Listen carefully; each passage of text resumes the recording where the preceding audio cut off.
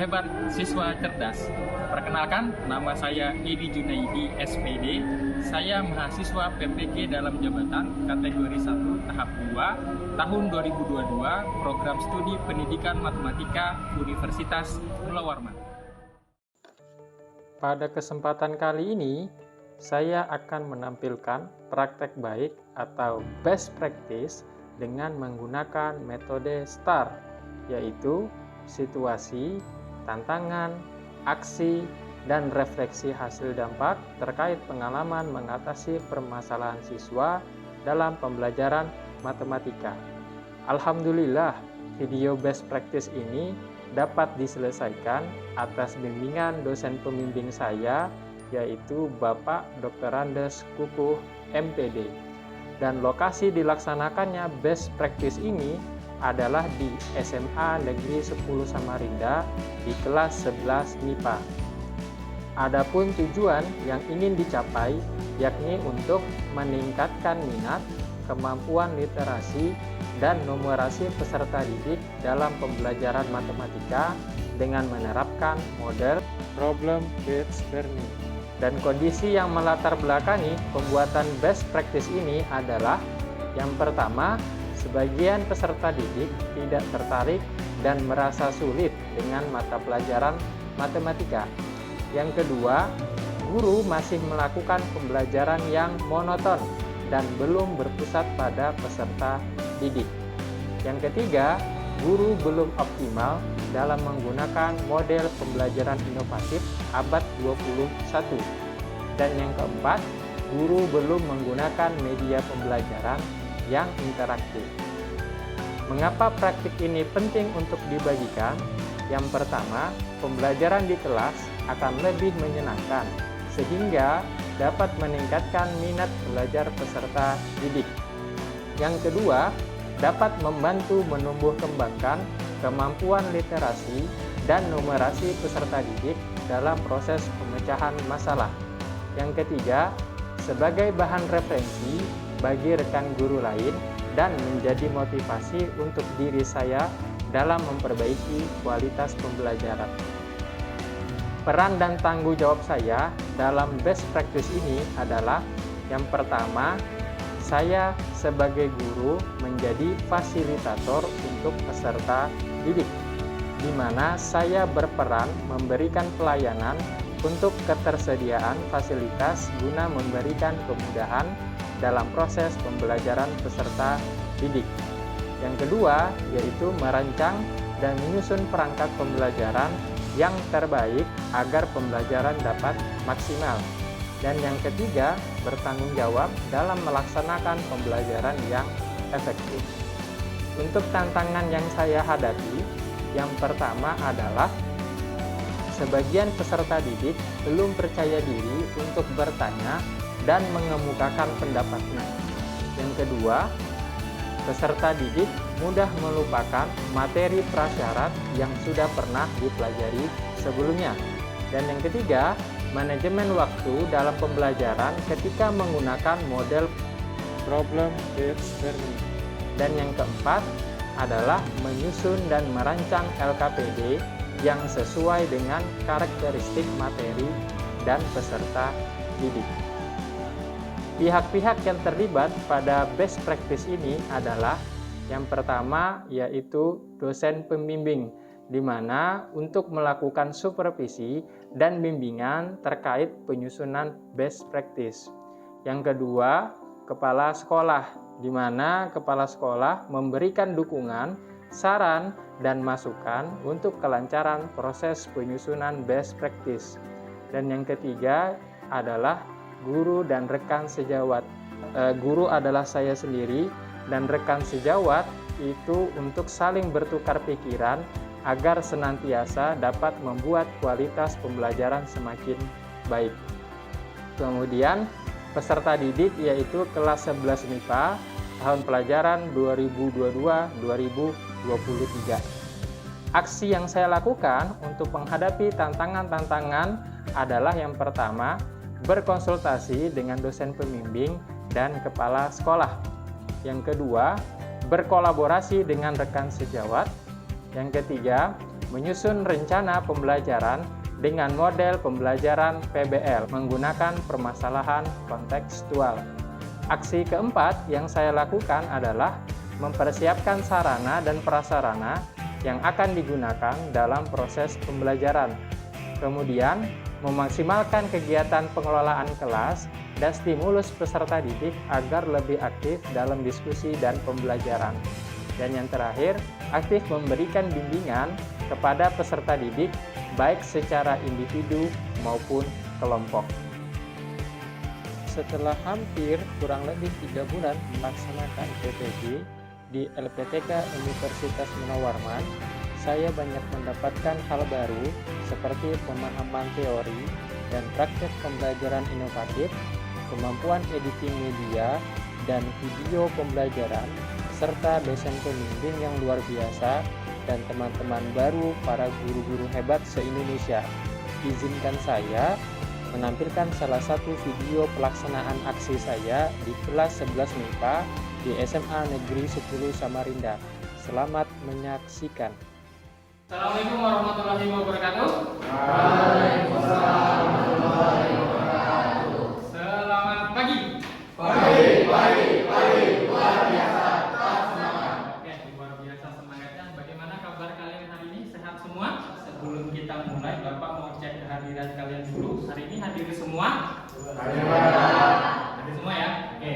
Baik, sebelum kita memulai pembelajaran kita berdoa dulu. Silakan Fadil pimpin berdoa dulu ya. Sebelum mulai kita pada bagian ini, marilah kita berdoa menurut doa yang kita masing-masing. Berdoa dipersilakan. Baik, jadi anak-anak kita melanjutkan pembelajaran kita yang sudah kita pelajari kemarin. Jadi kita masih belajar tentang barisan dan deret ya. Kita sudah belajar tentang barisan aritmatika dan deret aritmatika. Berarti nanti kita lanjutkan hari ini tentang barisan geometri ya. Jadi Bapak mau ingatkan lagi tentang materi yang sudah kita pelajari sebelumnya. Ayo kita ingat kembali. Yang pertama, pengertian barisan aritmatika. Ada yang tahu pengertian barisan aritmatika?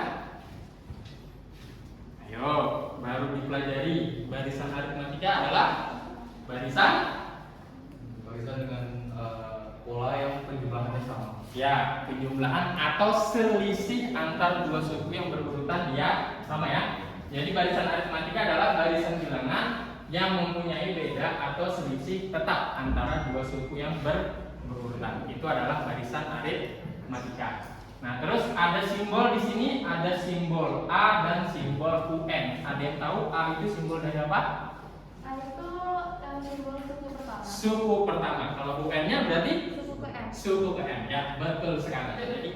Jadi hari ini tujuan pembelajaran kita itu adalah yang pertama, kita bisa menentukan rumus suku ke M, suatu barisan geometri berdasarkan pola yang dimilikinya. Kemudian kalian juga bisa menentukan suku ke N, suatu barisan geometri. Lalu kalian juga bisa menentukan suku ke N jika diketahui dua suku lainnya yang tidak berurutan.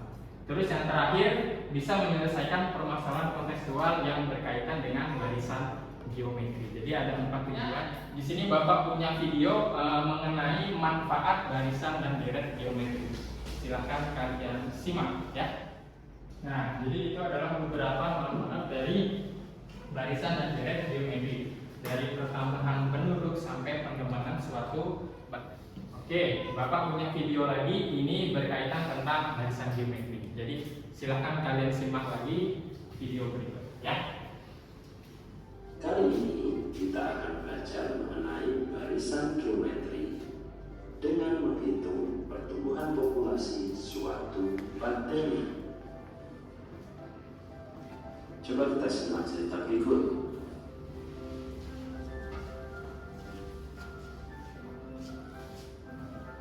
Suatu bakteri membelah diri menjadi 2 setiap jam. Jika awalnya cuma ada 1 bakteri, berapa banyakkah bakteri setelah 3 jam? Maka setelah 1 jam, membelah menjadi 2. Setelah 2 jam, setiap bakteri membelah menjadi 2, sehingga keseluruhan menjadi 4 bakteri. Lalu setelah 3 jam, keempat bakteri tersebut membelah sehingga keseluruhan menjadi 8 bakteri. Nah, jadi awalnya itu dia ada satu bakteri ya, awalnya ada satu bakteri. Kemudian setiap 1 jam bakterinya dia membelah diri menjadi 2 kan? Berarti yang awalnya dia 1 bakteri, karena dia membelah diri berarti menjadi 2 kan? Berarti setelah 1 jam bakterinya dia ada 2. Kemudian 1 jam berikutnya lagi, masing-masing bakterinya ini dia membelah diri lagi. Berarti yang satu ini dia membelah diri lagi, yang satu ini lagi membelah diri juga.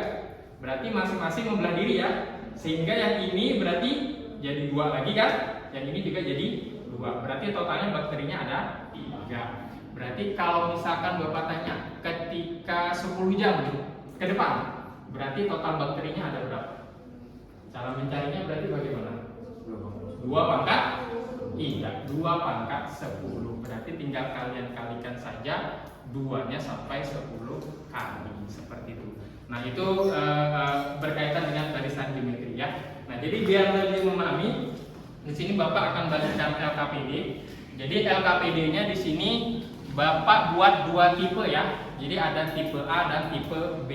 Nah, 2 tipe ini jadi soalnya dia sama, cuma beda yang ditanyakan saja, beda angkanya saja ya. Jadi nanti bisa saling mengoreksi antara 2 tipe LKPD ya.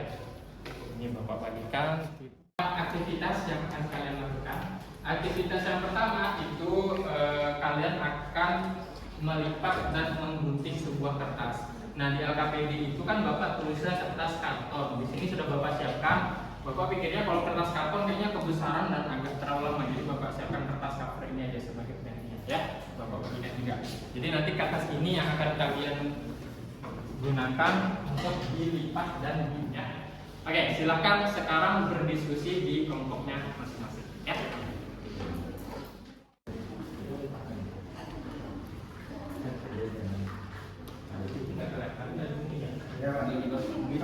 Ini sudah rapi.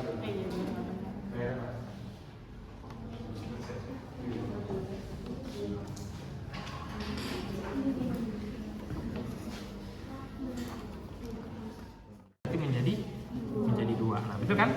Ketika kita melipat dan menggunting yang pertama kali, jadi 2.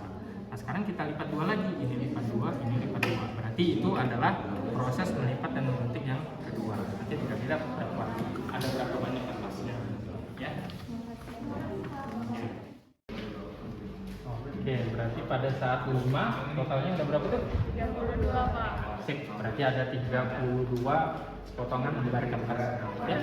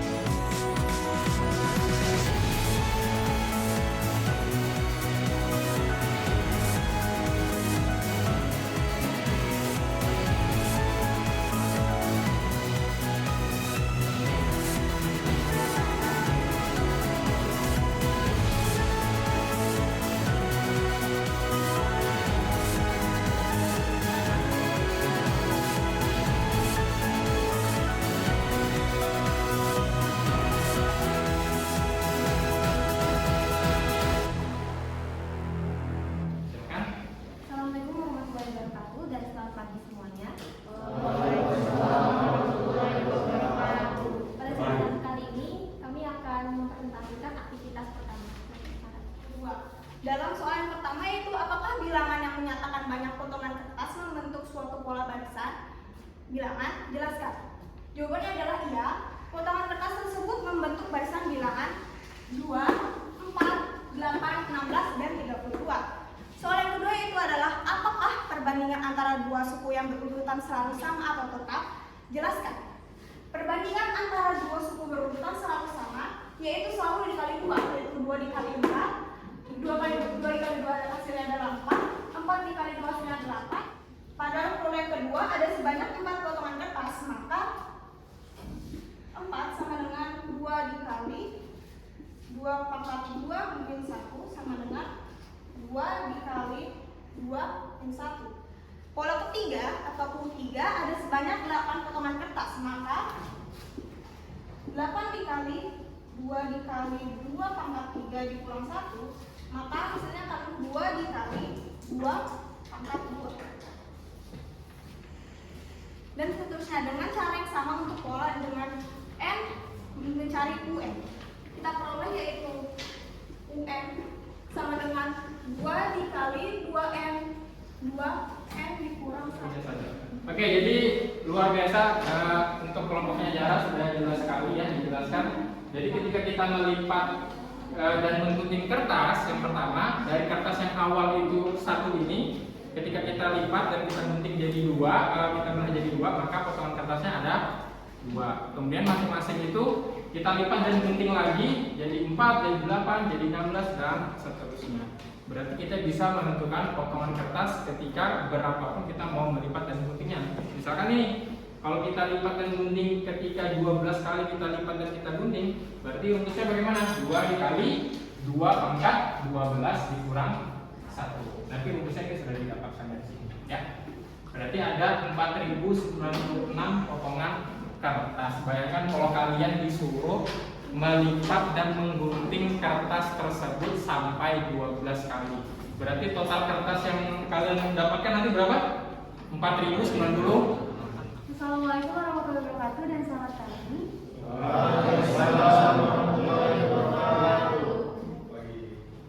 Jadi di sini kelompok kami akan mempresentasikan hasil yang kami dapat dari aktivitas kerja. Jadi di AKPD di sini ada gambar Jepang. Pola pertama atau suku pertama itu 5, pola keduanya 10, pola ketiganya 20. Terus diketahui A atau suku pertamanya itu 5. Rasionya bisa kita dapatkan dari rumus ini UN per UN kurang 1. Ambil contoh dari suku kedua dibagi sama suku pertama yaitu 10 per 5 jadinya 2. Kemudian kita cari pola ke-9-nya. Kita tahu bahwa cara untuk mencari UN itu sama dengan A kali R pangkat N kurang 1. 5-nya dimasukin dikalikan sama 2 pangkat 8 hasilnya 1280. 1280. Oke. Jadi kita bahas aktivitas 3 yang paket B. Jadi soalnya dari kelompok kita ada barisan dengan baris ketiga itu memiliki nilai 144, habis itu kita punya baris ketujuh yang nilainya 9. Nah, jadi ada beberapa metode untuk ngerjain soal ini. Salah satu metode yang kita gunakan pada soal ini adalah metode yang cukup general, di mana kita pakai persamaan yang udah ada. Jadi persamaan yang udah ada itu UN sama dengan A kali R pangkat N minus 1. Nah, di sini kita punya U3 sama U7, yang mana dengan ini kita bisa buat bersama U3 dan U7. Misalnya, kan UN itu untuk semua N yang general, sehingga kita bisa pakai yang U3 sama dengan A pangkat kali R pangkat 3 minus 1. Ini jadinya AR kuadrat. Habis itu U7 juga bisa pakai hal yang sama, A R pangkat 7 minus 1 jadinya AR pangkat 6.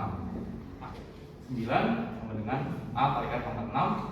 Habis itu kita bagi sama 144 dan AR pangkat 2. Jadinya 144 AR pangkat 2. Nah, karena ini aljabar, kita bisa coret A di sini sehingga R pangkat 6 dibagi R pangkat 2, kita bisa bikin menurut aturan pangkat. Jadi R pangkat 6 dikurang 2 jadi R pangkat 4. Jadinya R pangkat 4-nya sama dengan 9 per 1 44. Nah, ini untuk menyederhanakannya tadi di kelompok kita pakai gini. R pangkat 4 itu adalah R pangkat 2 kuadrat dan di sini adalah 9/12 kuadrat.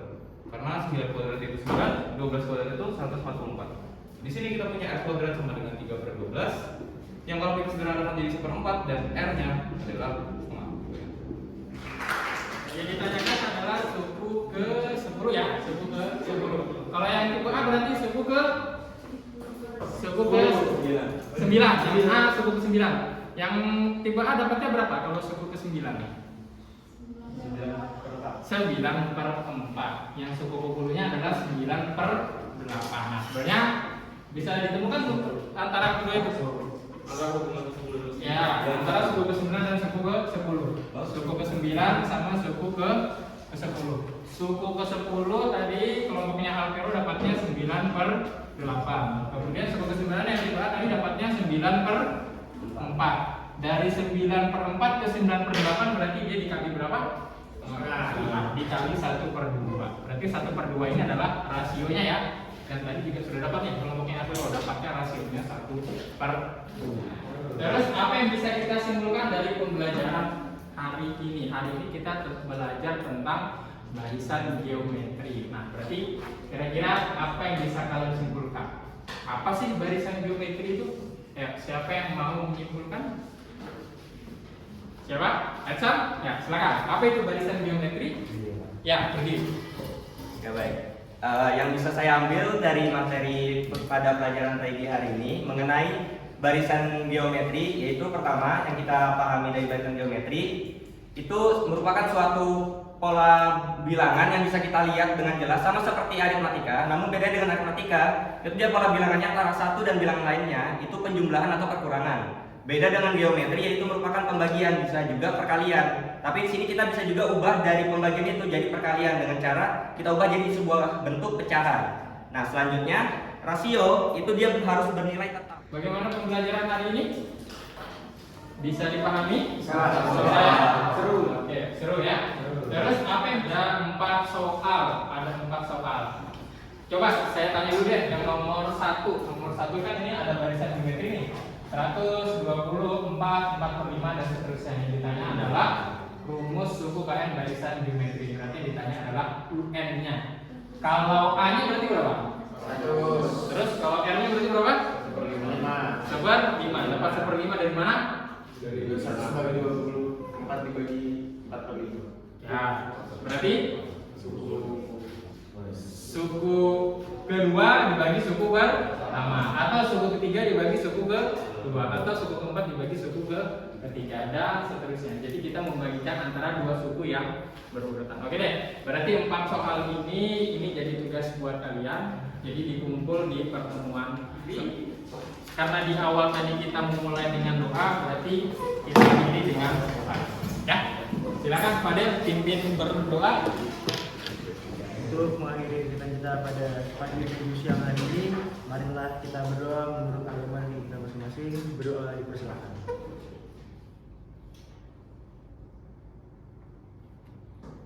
Berdoa selesai. Oke, terima kasih. Kurang lebihnya saya mohon maaf. Saya akhiri. Wassalamualaikum warahmatullahi wabarakatuh dan selamat pagi.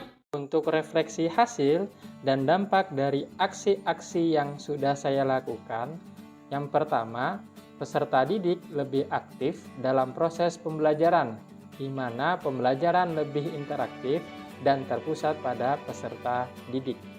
Kemudian, peserta didik lebih bersemangat dan antusias mengikuti pembelajaran. Yang ketiga, pembelajaran menjadi lebih menyenangkan untuk peserta didik. Terlihat dari hasil refleksi yang dilakukan saat akhir pembelajaran. Dan selanjutnya, hasil belajar peserta didik yang mengalami peningkatan dari evaluasi-evaluasi pada pertemuan sebelumnya. Lalu mendapatkan respon positif dari kepala sekolah, rekan sejawat, dan peserta didik terkait pembelajaran yang telah dilaksanakan. Assalamualaikum warahmatullahi wabarakatuh. Selamat pagi, salam sejahtera untuk semua. Saya Suharno, Kepala Sekolah SMA 10 Samarinda. Pada saat ini ingin saya sampaikan bahwa Saudara Edi Junaidi telah selesai melakukan kegiatan PPG ketika sebelum melaksanakan PBG memang masih ada yang perlu ditingkatkan, perlu menggali kreativitasnya. Setelah melaksanakan PBG ini sudah kelihatan, sudah ada tanda-tanda berubah, lebih kreatif, lebih inovatif. Inilah fungsi dari PBG yang diselenggarakan oleh pemerintah maupun yang dilaksanakan oleh Unmul. Ini cukup baik. Harapan saya ke depannya ya ini tetap dilaksanakan PBG ini, karena ini penting. Pengalaman Bapak Ibu guru di lapangan ini perlu selalu di-upgrade, perlu ditingkatkan, dan saya berharap juga terus berinovasi walaupun nanti PBG sudah selesai dilaksanakan. Terima kasih. Saya akhiri. Wassalamualaikum warahmatullahi wabarakatuh. Selamat pagi. Assalamualaikum warahmatullahi wabarakatuh dan selamat pagi semuanya. Perkenalkan, saya Raka Dika Maras, sering disebut Dika, dari kelas 11 MIPA 6. Jadi pada hari ini saya telah mengikuti program PPG dari Pak Edi, di mana kami belajar barisan aritmatika menggunakan LKPD dan juga PPT atau PowerPoint yang disajikan dengan sangat menarik oleh Pak Edi. Tentunya pembelajaran pada hari ini itu menimbulkan banyak dampak positif bagi kami sekelas semuanya, sebanyak 35 orang, di mana kami mendapatkan pemahaman barisan aritmatika yang di SMP itu kurang paham, di sini juga lebih paham karena Pak Edi. Dan juga saya ucapkan banyak terima kasih oleh Pak Edi karena telah berkenan untuk menjadikan kami murid sebagai pembelajaran beliau pada hari ini. Baik, itu saja mungkin dan semua dari saya. Wassalamualaikum warahmatullahi wabarakatuh dan selamat pagi.